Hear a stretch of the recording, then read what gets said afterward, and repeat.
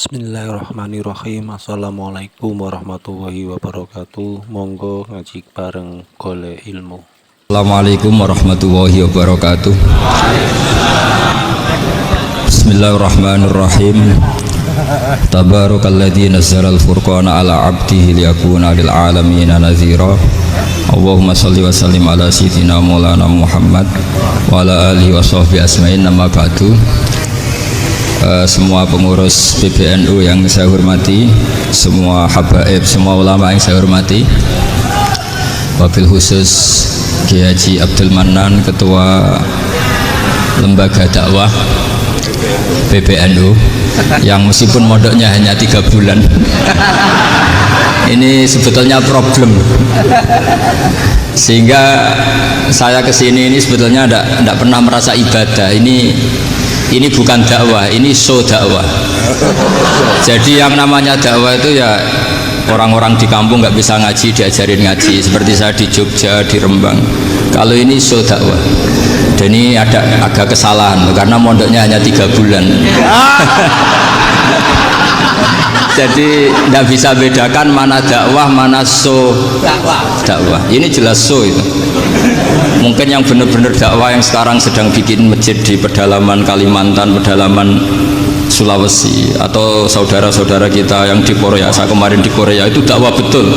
Kalau ini agak-agak tontonan. Ya tapi masih bagus lah, melihat wajahnya habib ulama itu ibadah. Tapi begini ya, yang jelas saya berharap sekali, saya diundang sekali ini saja, jangan diulang. Karena mencintai ulama itu baik, tapi ngatur ulama itu dosa. Jadi ini harus dicatat. Jadi Imam Malik itu kalau diundang tuh marah, meskipun yang undang itu seorang raja zaman itu, Harun ar-Rasyid. Beliau minta supaya Imam Malik baca Muwatta di istana untuk anak-anaknya, padahal seorang presiden mau ngajari anak-anaknya. Imam Malik marah, masyhur gitu, al ilmu yu'ta la ya'ti, ilmu disowani, orang kok ilmu yang sowan. Di mana-mana timba itu ke sumur, apa sumur yang ketimba? Timba ke sumur. Ini agak kecelakaan. Pakai air pam. Oh ya, air pam katanya. Jadi udah banyak hal. Sehingga saya kata orang banyak itu di SK-kan PBNU, tapi itu tidak pernah saya pikir. Karena saya melakukan kebaikan itu sebelum dapat SK. Saya ngajar sebelum dapat SK, saya dakwah di mana-mana sebelum dapat apa? SK. SK saya langsung minallahi ta'ala, dari Allah Ta'ala. Jadi kalau PBNU niatnya ikrar bahwa orang yang sudah manfaat diangkat, itu saya terima. Tapi kalau merasa ngangkat saya, tak lawan di pengadilan itu. Karena saya sudah jadi kiai sebelum diangkat PBNU. Ya ini saksikan ya para muhibin saya. Jadi kalau SK itu ikrar, ngakui kalau Gus Bak manfaat, saya terima. Kan hanya ikrar saja, Pak. Tapi kalau merasa ngangkat dari bawah ke atas, itu tak lawan sampai apa? Pengadilan, sampai di akhirat. Tersangkanya ya yang sedang jabat sekarang. Tapi saya yakin enggak, Kiai Miftahul Ahyar itu orang alim, karena alumni Sidogiri dan menantunya Syekh Duki. Di antara gurunya itu pernah mbah mertua saya, karena istri saya orang Sidogiri. Beliau juga besanan sama keluarga Lasem, saya ini Durriyah Lasem. Pak Said Akil juga orang alim, mbah-mbahnya juga orang alim. Baru kemarin nyocokkan nasab sama saya. Buyut-buyutnya beliau itu adik buyut saya, pernah cocokkan sama saya. Gus, saya sama saya tua mana? Tua saya, buyut kamu adik buyut saya, kata saya gitu. Tapi saya tetap hormat sama beliau karena ya pernah sepuh umurnya setidaknya.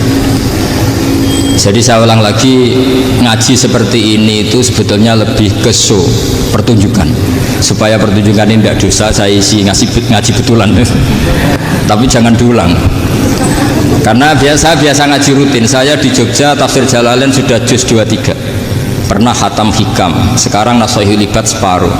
Saya ngaji di Sidogiri Itkon, di Sarang Balaghatul Quran, di Hajen Lubul Usul, tapi sarahnya yang Thariqatul Husul, sarahnya Mbah Sahal Mahfud.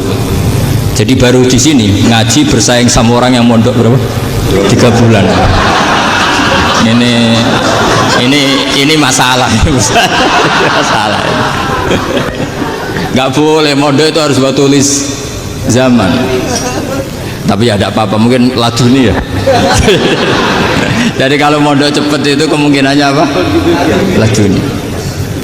Begini, tapi saya tertarik apa yang dikatakan Kiai Haji Abdul Manan tadi menyangkut kalimat tauhid. Saya ngaji di mana-mana bilang, kalau ngaji itu yang tahqiq itu detail. Detail itu bahasa Arabnya tahqiq. Jadi kita misalnya berpikir secara jernih, orang yang kafir 70 tahun itu pasti menjadi muslim karena melafadzkan la ilaha illallah. Dan itu bi ijma'il ulama. Semua ulama mengatakan demikian. Saya ulang lagi, itu bi ijma'il ulama. Karena mansus di Quran ada ayat qulil ladzina kafaru iyantahu yughfar lahum ma qad salaf. Kalau orang yang kafir 70 tahun bisa dihilangkan kekafirannya hanya dengan kalimat la ilaha illallah Muhammadur Rasulullah. Berarti kalimat ini statusnya apa? Penghilang kekafiran, apa? Penghilang kekafiran. Lalu ada kelompok yang mengatakan gara-gara kalimat la ilaha illallah dan pegang patok nisan itu orang menjadi kafir. Ini kan jadi paradok. Lafat yang kita statuskan sebagai penghilang kekafiran dengan lafat yang sama orang menjadi kafir. Itu nggak ketemu nalar. Mbok nalar paling apapun tetap nggak ketemu. Kecuali tadi ya dalilnya pokoknya ngotot tadi. Itu memang kacau itu. Tapi alhamdulillah mereka insya Allah ya sadar. Kamu jangan bayangkan mereka tidak sadar terus, berarti kamu doanya jelek. Bisa saja mereka sudah ingin sadar, berhubung digojlok ini terus nggak jadi sadar. Jadi jangan-jangan salah kita karena sering gojlok sehingga yang mau sadar jadi tidak apa? Nggak sadar. Saya tadi jam 10 sampai setengah 2 masih ngajar di pondok saya ngajar tafsir. Masih di Rembang sana saya. Terus saya ke Semarang, Delalah Muyassar.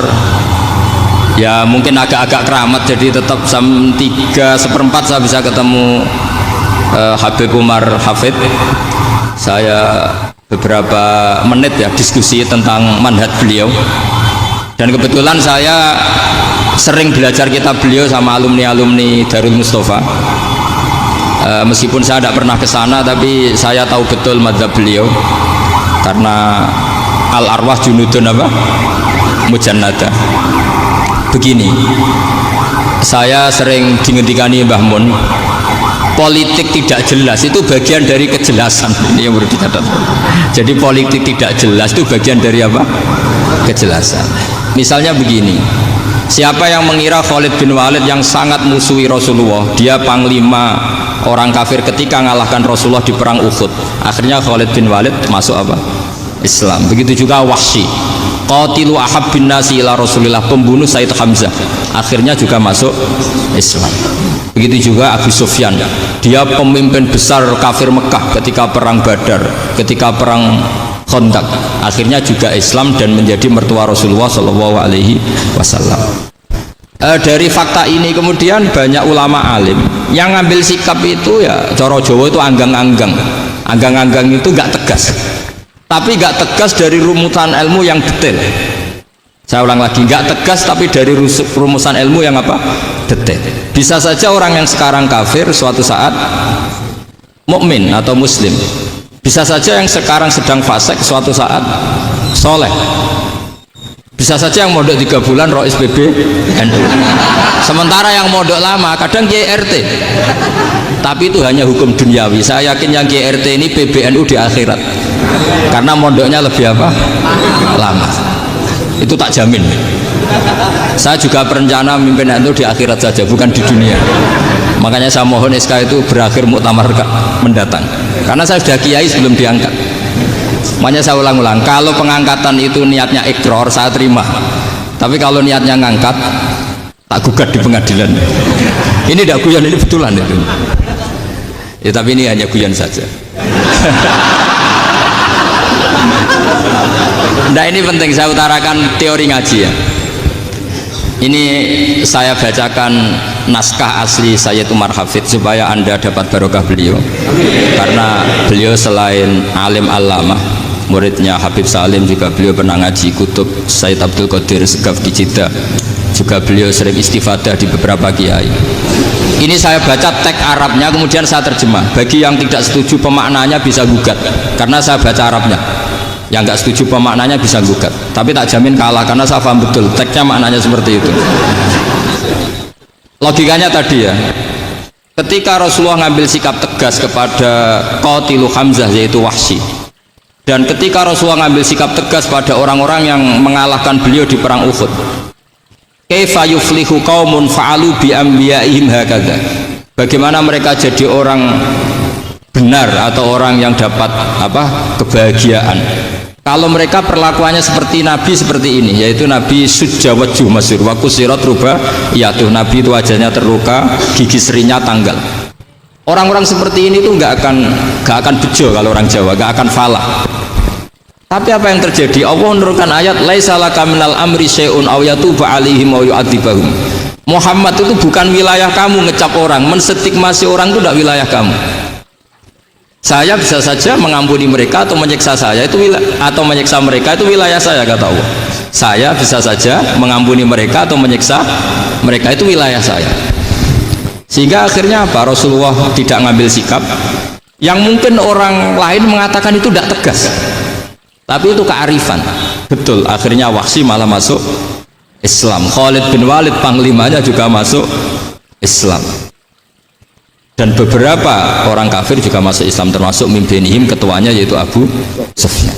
Ini penting saya utarakan. Makanya ini saya baca pembenaran dari konstruksi pikiran tadi. Nah ini supaya khas. Ini khasnya orang mondok 10 tahun ini. Jadi ini tak baca ini. Nah, biar jelas ini nanti tagnya persis ya, tidak saya rubah. Ini di kitabnya Habib Umar Hafid, namanya itu Taujihun Nabi Limardoti Bari. Kalau diterjemah ya mengarahkan orang yang sadar. Nabi itu orang yang sadar ya, sampai ini termasuk orang yang sadar. Limardoti Robbi, menuju mendapat ridho Tuhan atau Allah Subhanahu wa Ta'ala. Saya baca tagnya ini di halaman 179. Ini tidak ada yang saya rubah, tidak saya kurangi. Bismillahirrahmanirrahim. Fala buddha an wattina qulubana ala annana khadamatu ahli hadzal qaul wa yattali Allah min qulubina annana na'taqidu imkaniyata ayyasfa fi ahadina yaumal qiyamati man huwal ana kafirun yuslimu faya'lu sya'nu indal haqqi fayakunu sababan li khalasika fil qiyamah yumkinu dzalik. Jadi kita para dai, para kiai itu adalah khodamatu hadal kaun. Kita ini adalah pelayan alam raya ini yang selalu berharap alam ini akan lebih baik. Orang yang sekarang sedang kafir bisa saja nanti yang nyafaati kamu di akhirat, yaitu mereka masuk Islam lalu Islamnya lebih serius, akhirnya punya hak syafaat. Sementara kamu Islam mulai kecil tapi biasa-biasa saja seperti ini, mulai dulu ngaji terus sama Ki Abdul Manan, nggak pernah yang ngisi ngaji, itu artinya nggak ada perkembangan. Makanya saya nggak ingin ngaji lagi karena saya ingin perkembangan Anda nanti tukang mengisi, bukan yang diisi. Kalau saya nanti ngaji lagi di sini, artinya Anda kalau tetap mendengarkan itu tidak ada perkembangan. Pantes saja semulang Gus Bahak sampean sing ngaji. Sekali-kali ada perkembangan, saya ngaji sampean yang mulang, itu bagus itu. Meskipun itu perkembangan yang menyesatkan.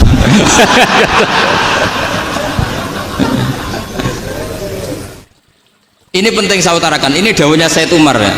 Orang yang sekarang sedang kafir bisa saja orang ini nanti nyafaati kamu, yaitu beliau orang ini Islam, kemudian Islamnya serius, maka punya hak syafaat. Sementara kamu Islamnya biasa-biasa saja. Itu masyhur kayak Sayyidina Umar.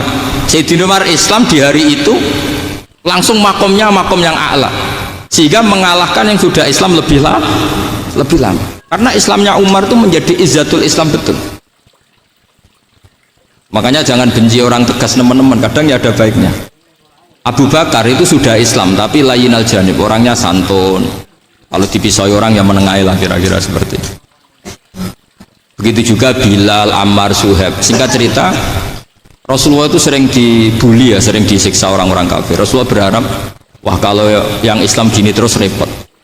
Melihat Umar ini petarung di pasar Uka, dia dapat uang itu kalau tarung, menangan.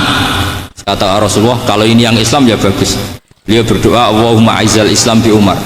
Itu kira-kira 2 hari dari doa beliau, Umar masuk Islam. Itu pertama masuk Islam itu orang-orang kafir diparani. Kalau kamu ganggu Rasulullah Muhammad tak bunuh. Semenjak itu orang kafir yang gentenan sembunyi. Sehingga kata para mereka yang Islam selalu jaya mut aslama Umar, ketika Umar masuk apa? Islam. Itu dalam satu hari Islam itu Rasulullah sudah ngendikan Umar yang Islam sehari ini imannya kalau ditimbang separuh ahli dunia masih unggul sama Islamnya Umar. Nah, bisa saja seperti itu. Jadi saya minta sama teman-teman yang mencintai ilmu, tidak tegas itu bagian dari ketegasan dalam ilmiah, karena kita ini tidak mengendalikan dunia, tidak mengendalikan hidayat, hanya Allah piyambak yang ngasih apa? Hidayat. Maka sikap kita laisa laka minal amri syai'un aw yatuba alaihim aw yu'adzibahum. Rasulullah yang ahabul khalqi ilallah saja tidak boleh tegas karena semuanya potensi itu ada. Cuma kita tegas dalam kebenaran saja, tapi nggak perlu tegas dalam mengawal kebenaran. Kenapa demikian? Karena Islam ini agama yang akan dijaga Allah ila yaumil. Yang jaga Islam bukan PBNU, bukan PP Muhammadiyah, bukan kiai. Yang menjaga Islam namun Allah Subhanahu wa ta'ala. Makanya Sayyidina Umar itu kalau disuruh mikir Islam itu gak mau betul. Masyhur itu dalam tarikh-tarikh. Umar mimpin itu sukses, banyak futuhat. Singkat cerita akhirnya orang tuh kelangenan, wah kalau Umar meninggal kayak apa? Sehingga Abdullah bin Umar setiap jalan-jalan tuh dibully. Kalau sekarang dibully, ya Abdullah bin Umar, bapak kamu itu gimana? Sudah sepuh mau meninggal kok tidak suksesi. Kalau saja ada orang penggembala kemudian meninggalkan kambingnya di hutan, kamu anggap orang yang mudoyi enggak, menyanyiakan kambing itu enggak? Ya iya, kata Abdullah bin Umar. Apalagi amru hadil umat ini mau ditinggal gelanggang, nanti suatu saat Umar meninggal, boyo suksesi supaya jelas. Logika itu diaturkan ke Umar radhiyallahu anhu, ke Sayyidina Umar. Pertama Umar agak tertarik dengan logika itu. Lama-lama beliau marah. Tidak jadi. Saya tetap tidak akan istikhlaf, tidak akan suksesi. Dan saya tidak akan mikir Islam, katanya. Islam akan diurus oleh Allah Subhanahu. Terus beliau ngendikan, Islam ini jalan ketika ditinggal Abu Bakar. Bahkan ketika ditinggal ahabbul khalqi ilallah akramul khalqi indallah, yaitu Rasulullah Muhammad sallallahu alaihi wasallam. Coba Islam dulu dipimpin Abdul Qadir ketua wali, dipimpin Wali Songo, dipimpin orang top. Sekarang dipimpin mondok 3 bulan jalan. Karena Islam yang ngatur Allah Subhanahu wa ta'ala. Jadi ini penting. Loh, coba ustadz tuh banyak yang nggak bisa ngaji loh. Tapi ya laku ya nggak masalah. Loh, saya kemarin di Korea seminggu. Itu TKI jadi khotib, ada yang jadi mufti, ada yang jadi suriah. Itu ada yang di sana jadi suriah, pulang ke kampung angon kambing lagi. Loh, itu teman saya kenal. Suriah Korea. Iya, suriah Korea. Tapi artinya gini, bahkan masjid semua yang di Korea itu didirikan oleh TKI dan TKW. Mereka digerakkan Allah untuk mikir agama, karena agama ini milik Allah. TKI saja mikir. Makanya ini penting, yo dakwah tapi tauhidnya sing kenceng, jangan dakwah kenceng tauhidnya kendor. Itu bahaya betul. Saya ulang lagi ya, ini dawuh Habib Umar. Jadi kata beliau, fala budda an wattina qulubana, kita harus yakin seyakin-yakinnya bahwa semua kemungkinan itu mungkin. Makanya masyhur dalam tarikh ketika kafir Quraisy mau disiksa oleh para malaikat karena mereka sering menyakiti Nabi, kata Nabi gimana? Jangan. Saya berharap kalau bapaknya tidak mukmin, suatu saat anaknya mukmin. Masyhur dalam tarikh. Musuh Nabi besar siapa? Walid bin Mughirah. Punya anak Khalid bin Walid. Abu Lahab punya anak Darrah, itu mukminah yang baik. Abu Jahal punya anak Ikrimah, itu mukmin yang baik. Di Indonesia lebih hebat lagi. Bapaknya ra iso maca Quran, anaknya hafid. Bapaknya utun ratamat SD, anaknya jadi dekan. Di Indonesia banyak orang nggak siapa-siapa, anaknya jadi presiden, anaknya jadi menteri. Artinya jangan karena bapaknya kafir kamu nganggap anak turunnya pasti selalu kafir. Teori itu sudah salah zaman Rasulullah. Yaitu Walid akhirnya punya anak Khalid, Abu Lahab punya anak Darrah. Terus siapa? Abu Jahal punya anak siapa? Ini penting saya utarakan karena dakwah kalau terlalu semangat nanti kalau menghilangkan tauhid bahaya. Tetap innal huda. Uni Soviet kayak apa? Mengkooptasi negara-negara sekelilingnya sampai jadi Zuni. Tapi apa yang terjadi? Uni Soviet yang runtuh persemakmurannya semua rata-rata jadi negara apa? Islam, kayak Uzbek, kayak Ceknya, kayak apa-apa. Karena agama ini diurus Allah. Sehingga kalau dalam, tapi kamu ngitmai agama nggak apa-apa. Makanya istilahnya Habib Umar, khodamah itu pelayan, nggak apa-apa. Kita ngitmai agama itu nggak apa-apa. Dengan ngitmai terus mikir nggak apa-apa. Tapi jangan mikir yang merasa kalau kita mati, wah nanti agama ini kukut karena saya mati. Kamu itu siapa? Agama Islam ini tidak pernah dipasrahkan kamu, diurus oleh Allah Subhanahu wa Ta'ala sendiri. Sehingga ketika Wali Songo meninggal, agama ini tambah kuat sampai sekarang. Kecil saya itu kalau pengajian susahnya bukan main, harus izin sana sini. Sekarang setiap pengajian polseknya datang, polresnya datang, nggak ada intel, nggak ada apa. Padahal kiai dulu sama kiai sekarang itu kira-kira alim mana? Raden kiai dulu. Mbah Hasyim Asy'ari itu ngarang kitab sampai dibaca di Yaman. Saya sering baca juga kitab beliau, Risalatu Ahli Sunnah wal Jamaah. Kiai sekarang mau terjemah aja kadang salah memahami. Tapi ya Islam tetap jalan karena Islam ini dikawal, dijaga oleh Allah Subhanahu wa Ta'ala. Maka kalau dalam cerita tarikh sirahnya Ibnu Ishaq itu, tauhid itu penting. Beliau cerita begini, Sayyid Abdullah itu namanya Abdullah bin Abdul Muthalib. Kita tahu kenangannya Rasulullah terbanyak itu bukan dengan Sayyid Abdullah tapi dengan Sayyid Abdul Muthalib, dengan mbahnya. Karena Nabi itu mulai kecil dirawat oleh siapa? Mbahnya. Yaitu yang disebut Nabi ketika 2 bulan kan abahnya sudah meninggal. Ya saya baca ya, pakai bahasa Arab biar jadi bid'ah. Nanti kalau bahasa Indonesia ada bid'ah. Tidak betul loh. Diba atau berjanji sebenarnya itu kitab sejarah, berhubung dibaca bahasa Arab terus kayak mantra.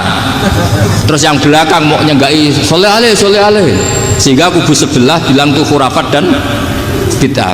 Coba diterjemah ini, coba nanti saya baca bahasa Arab.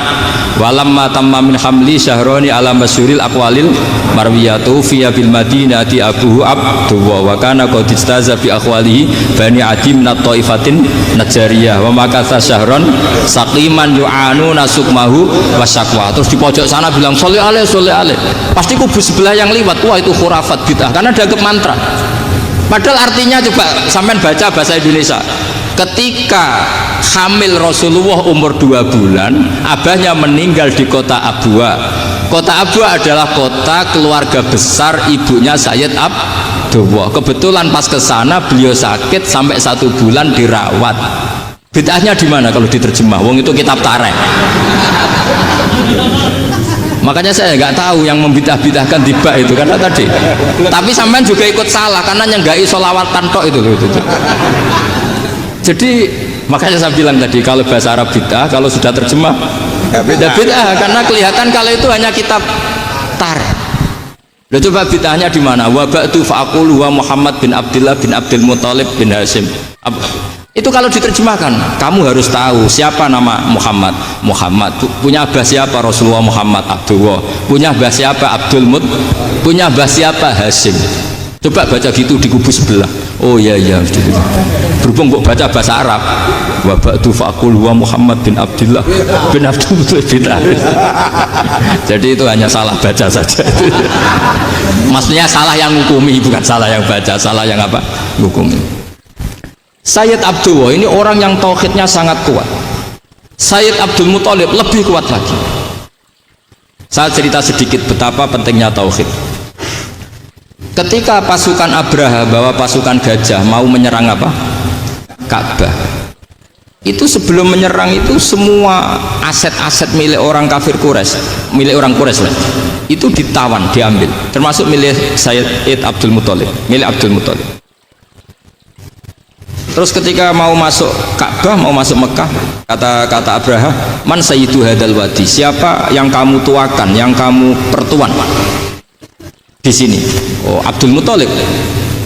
Abdul Muthalib itu dipanggil, itu auranya luar biasa. Abraha yang di tempat perkemahannya itu harus duduk di atas karena dia raja, itu duduk di atas gak berani, saking wibawanya Abdul Muthalib. Ini mbahnya Rasulullah. Akhirnya Abraha bilang gini, saya duduk di bawah tidak mungkin karena saya raja, kamu duduk jejer saya tidak mungkin karena nanti umat saya kecewa karena raja kok disaingin gitu. Ya sudah, sambil berdiri-diri kita ngomong.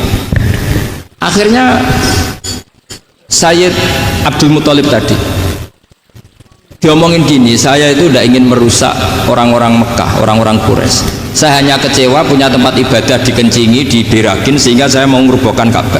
Tapi dengan damai, nggak ada perang. Apa jawabnya Abdul Muthalib? Lucu. Nggak apa-apa, Ka'bah kamu robohkan silakan, nggak apa-apa. Yang penting unta saya yang kamu sita kembalikan. Harta saya yang 100 unta kamu sita kamu kembalikan. Itu Abraha kagetnya bukan main. Kaget karena kamu itu pemimpin apa? Tadi saya hormat kamu karena kamu tak anggap orang hebat. Hadhil Ka'bah dinu abaika. Ini Ka'bah itu agama kamu. Pas saya hancurkan kok kamu tenang-tenang saja. Padahal pas mau saya hancurkan kamu tenang-tenang saja. Malah tanya unta kamu itu gimana? Apa jawabnya Abdul Muthalib? Inna lihadal baiti robban hamahu. Sebab Ka'bah itu ada yang punya dan pasti akan melindungi Ka'bah. Tapi kalau unta itu milik saya, ini urusan saya, ini unta. Jadi inna lihadal baiti robban hamahu itu tidak milik saya, itu ada yang punya. Ya sudah, biar yang punya aja yang jaga, itu tidak urusan saya. Akhirnya unta dikembalikan, aman deh, Untung double. terus akhirnya dia ke Ka'bah. Fa'akhudha bi halaqatil bab, karena dulu apa itu halaqatil bab, karena dulu itu yang dipakai apa itu pegangan itu bentuknya apa, bulat, makanya diistilahkan halaqah apa, bulat. Kalau sekarang halaqah ilmiah itu seminar.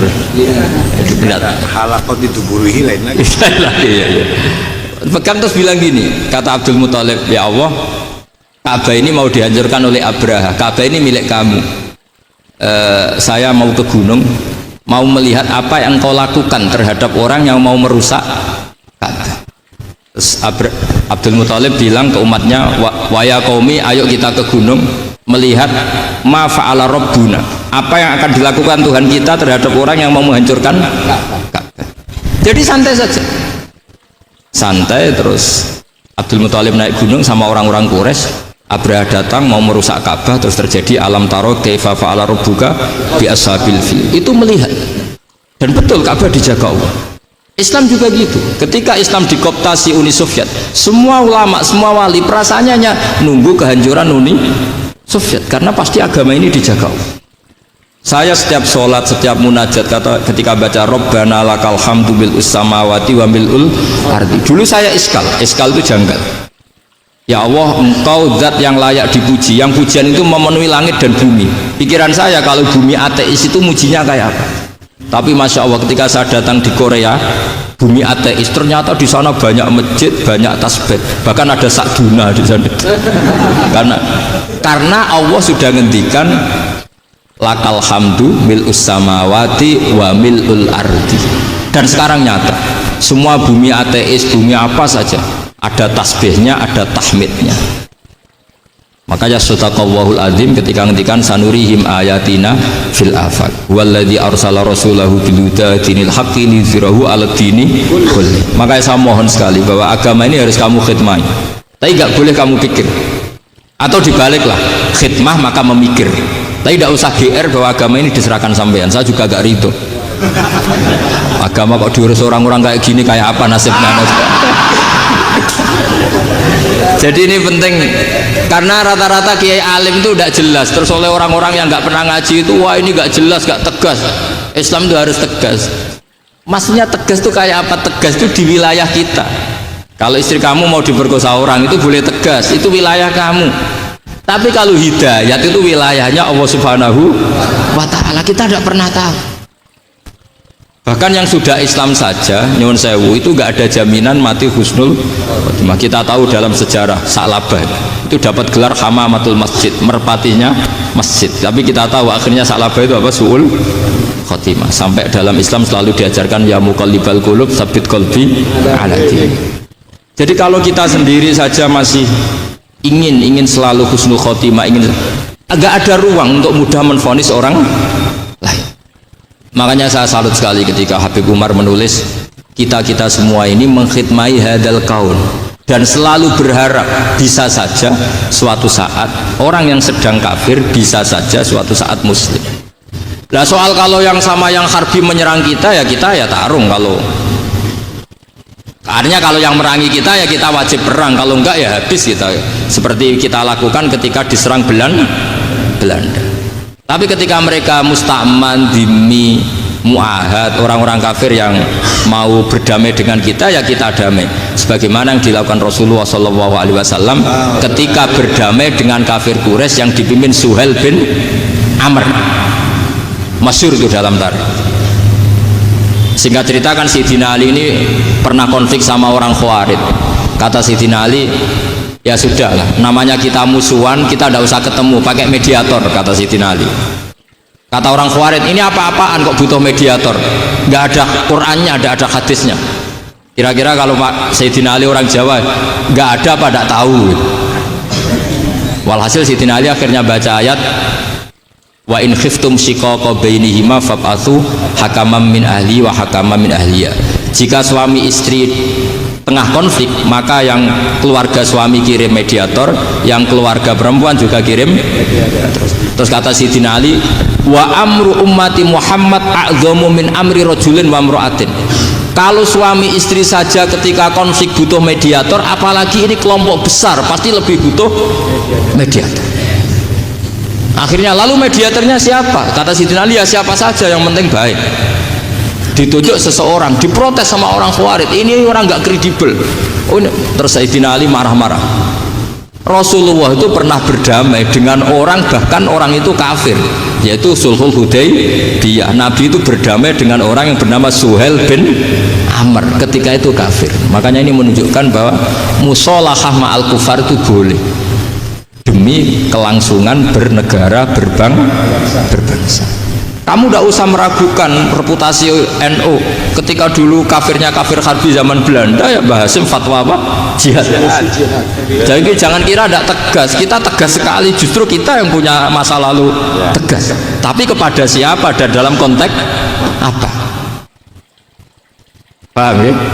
Terus ini penting sekali untuk dijernihkan. Ini saya baca berikutnya nanti, tidak supaya tahqiq. Saya syukur sekali, saya tadi sekaligus minta ijazah sama Habib Umar, dan memang saya ngaji ini lama sama teman-teman alumni Yaman, cuma belum pernah ketemu mu'alifnya. Tadi saya ketemu minta ijazah itu, dan beliau senang sekali, bahkan sempat bikin tulisan di kitab saya ini. Sama tidak perlu baca, karena kalau bisa ya biasa, kalau tidak bisa malu ya sudah, tidak usah baca.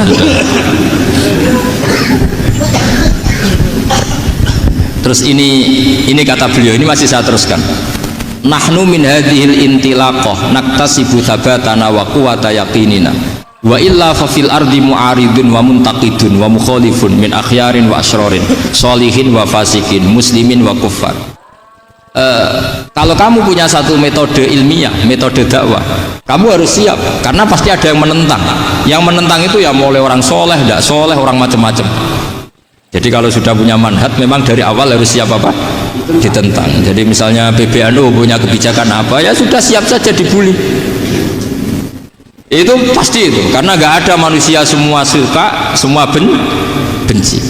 Kata beliau, anta in kunta fi syakkin min hadzal maslak wal manhaj fattabi man syi'ta wasaha angka ghaniyah wa in kunta ala yaqinin annahu al huda wa mirasun nubuwah wa annahu haqiqatu tarjamatil ahdi ma'rab fala tata'athar min kalami ahadin yakunu mangkana. Jadi intinya kita mengawal Islam secara rahmatanil alamin itu justru kita berharap menjadi simpatik dan menjadikan mereka menjadi nopo Islam. Jangan ketika simpatik dianggap nggak tegas. Saya masih ingat betul dawe Mbah Mun, hak sekseni, kata beliau. Saya masih ingat kalimatnya, sekseni. Aku ra tegas itu berdasar ayat laisa laka minal amri syai'un aw yatuba alaihim aw yu'adzibahum. Karena potensi sosial itu bisa rubah.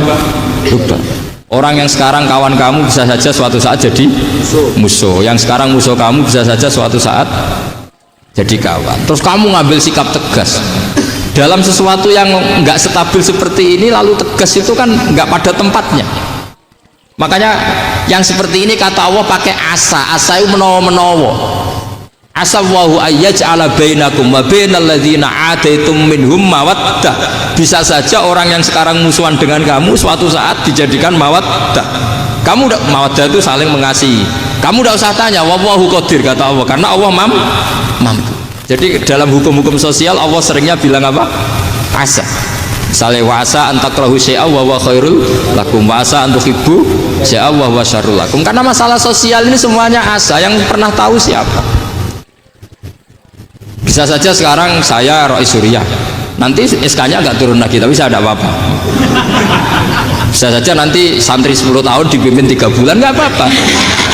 Bolak-balik nggak apa-apa, saya tidak akan kecewa karena masya Allahu kana wa malam biasa lam yakun. Wassalamualaikum warahmatullahi wabarakatuh. Subhanallah walhamdulillah wa la ilaha illallah wallahu akbar. Saudaraku semua dimanapun anda berada, semoga video ini bermanfaat, bisa menambah ilmu dan wawasan kita tentang beragama yang lebih baik. Demikianlah video kali ini. Jika ada salah kata kami mohon maaf yang sebesar-besarnya.